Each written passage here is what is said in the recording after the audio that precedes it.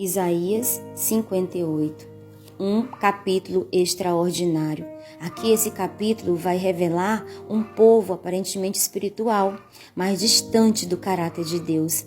Eles frequentavam cultos, jejuavam, buscavam respostas espirituais, porém continuavam vivendo em injustiça, egoísmo e opressão. Todo o livro de Isaías, irmãos, foi escrito em um período de crise espiritual em Judá.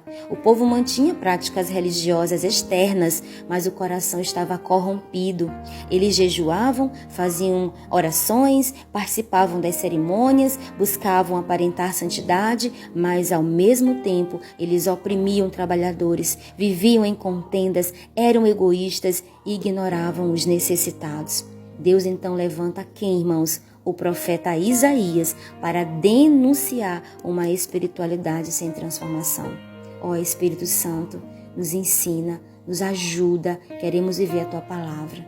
E Deus começa assim: clama em alta voz, não poupe, ergue tua voz como uma trombeta e mostra ao meu povo a transgressão dele e à casa de Jacó os seus pecados. Deus então manda o profeta tocar a trombeta espiritualmente.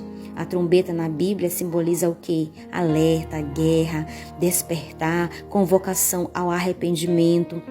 Então o povo pensava que estava bem espiritualmente, irmãos, mas Deus enxerga o quê? Hipocrisia escondida atrás da religiosidade. E hoje em dia não é diferente. Muitos querem o quê? O poder sem se arrepender, querem uma unção, mas não são santos, não buscam uma santidade.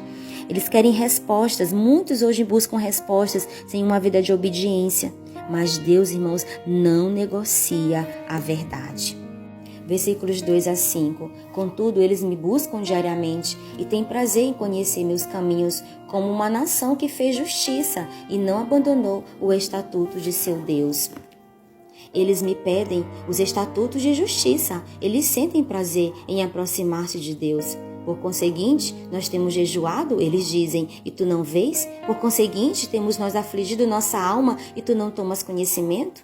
Eis que no dia de vosso jejum, vós encontrais vossos próprios desejos e extorquis todos os vossos trabalhadores. Eis que vós jejuais por rixa e discussão, e para afligir com o punho da perversidade. Vós não jejuareis como fazeis nesse dia, para fazer a vossa voz ser ouvida no alto. É este tal um jejum que eu tenha escolhido? Um dia para um homem afligir a sua alma? É isto para curvar sua cabeça como um junco e para estender vestimentas de pano de saco e cinzas debaixo de si? Chamarás tu isso um jejum e um dia aceitável ao Senhor? Eles achavam, irmãos, que Deus era obrigado a responder por causa do sacrifício externo. Porém, Deus revela algo sério aqui. Enquanto jejuavam, eles faziam o quê? Exploravam as pessoas, brigavam, feriam com palavras, buscavam seus próprios interesses. E isso mostra o que para nós? Nem todo jejum chega ao céu, irmãos. Existe diferença entre fome de comida e quebrantamento verdadeiro. Deus não procura performances espirituais não, meus queridos. Ele procura transformação interior. Como que está o teu interior? Versos 6 a 7. Não é este o jejum que eu tenho escolhido? Soltar os grilhões da perversidade, desfazer as pesadas cargas e permitir ao oprimido ir livre? E que vós quebreis todo o jugo? Não é este distribuir teu pão ao faminto e que albergues o pobre que está errante em tua casa? Bem aqui está o centro do capítulo. Deus começa a definir o verdadeiro jejum. Primeiro, soltar os grilhões da perversidade, quebrar correntes espirituais, irmãos, abandonar pecados escondidos, romper práticas malignas. Vamos aceitar esse chamado, meus irmãos, em nome de Jesus? Mas ele continua, desfazer as pesadas cargas. Parar de prender pessoas emocionalmente, espiritualmente e até mesmo financeiramente. Oh, meus irmãos, em nome de Jesus, vamos atender este apelo do Espírito Santo. E Deus continua, permitir ao oprimido ir livre. Por quê? Porque o Evangelho liberta. Quem conhece Deus não vive esmagando as pessoas, irmãos. E a lista continua, a lista de Deus. distribuir teu pão ao faminto. A espiritualidade bíblica sempre produz compaixão, irmãos. É impossível ser diferente. E aqui no final, albergues o pobre que está errante em tua casa. Deus se importa, irmãos, com órfãos, com viúvas, com pobres, com aflitos, com os esquecidos, tá? Então Deus está dizendo o quê aqui para nós? Você não pode me adorar e ferir pessoas ao mesmo tempo. Essa é a essência de Isaías 58.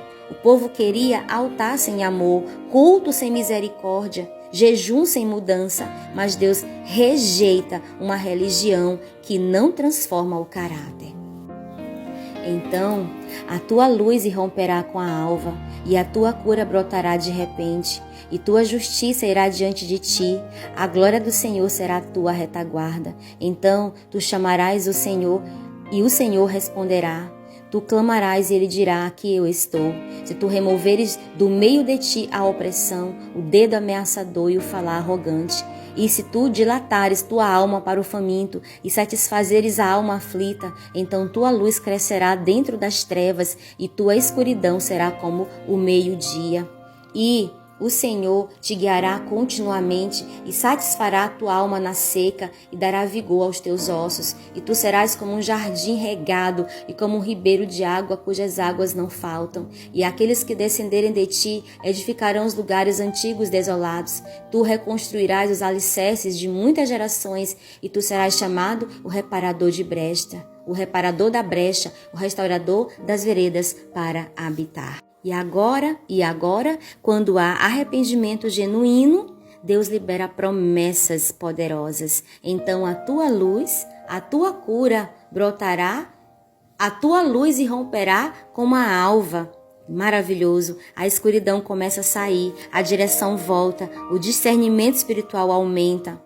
A tua cura brotará de repente. Existe cura, irmãos, emocional, espiritual, familiar, interior. Deus restaura áreas secas das nossas almas. E aí continua: chamarás e o Senhor responderá. Tu clamarás e ele dirá: aqui eu estou. Que promessa poderosa. O problema, irmãos, nunca foi Deus não ouvir. O problema era o coração desalinhado, rebelde e desobediente. Esse capítulo 58 mostra que o céu se move quando alimentamos famintos, ajudamos necessitados, perdoamos, praticamos justiça e demonstramos amor, irmãos. A misericórdia revela o caráter de Deus em nós.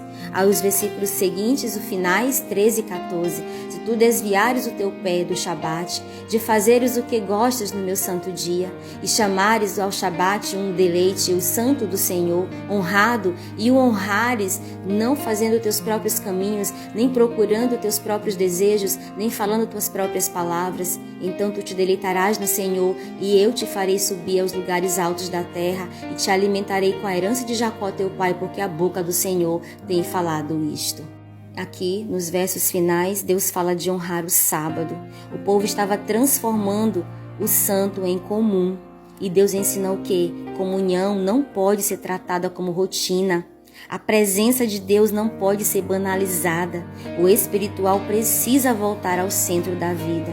Então, irmãos, quando Deus volta ao centro, a alma vai encontrar prazer nele. A vida vai ganhar direção. E vai existir restauração espiritual, que é o que nós realmente queremos. Irmãos, Deus não quer apenas rituais, Deus quer transformação. Deus não busca aparência espiritual, Deus busca verdade no íntimo, sabe? O verdadeiro avivamento não começa no altar, começa no coração. O verdadeiro jejum mata o ego, quebra o orgulho, produz amor, gera compaixão, aproxima de Deus. Estamos apenas frequentando igreja? Nosso coração realmente mudou? Tratamos bem as pessoas? Nossas orações combinam com nossas atitudes, irmãos? Temos misericórdia? Vivemos aquilo que pregamos? Que Deus tenha misericórdia de nós, que Deus nos ajude a brotar em nós um verdadeiro arrependimento. O Espírito Santo faz essa obra em nossa vida. Nós não queremos viver uma vida cristã mecânica. Queremos te adorar, Senhor, em espírito e em verdade. Queremos voltar ao centro de um cristianismo autêntico e verdadeiro. Perdoa-nos, Pai. Perdoa-nos, Pai. Perdoa-nos, Pai. E nos ensina a viver verdadeiramente o cristianismo que te agrada. Em nome de Jesus.